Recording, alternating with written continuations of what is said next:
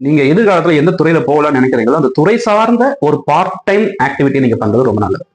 இப்போ நீங்க வந்து ஐடி ஃபீல்ட்ல போகணும்னு நீங்க நினைக்கிறீங்க அப்படின்னா அது சார்ந்த ஏதாவது ஒரு பார்ட் டைமா செய்யக்கூடிய டெக்னாலஜி சம்பந்தப்பட்ட ஒரு விஷயங்கள்ல ஒரு மாத வருமானம் ஈட்ட முடியுமான்னு ஒரு பார்ட் டைம் ஆப்பர்ச்சுனிட்டி பத்தி தேர்றது ஒரு புத்திசாலித்தனம். ஏன்னு கேட்டீங்கன்னா இருக்கிறதையும் ஒரு அஷ்யூர்டு கேரண்டீடு மந்த்லி இன்கம் அப்படிங்கிறது வந்து எம்ப்ளாய்மெண்ட்ல தான் இருக்கு.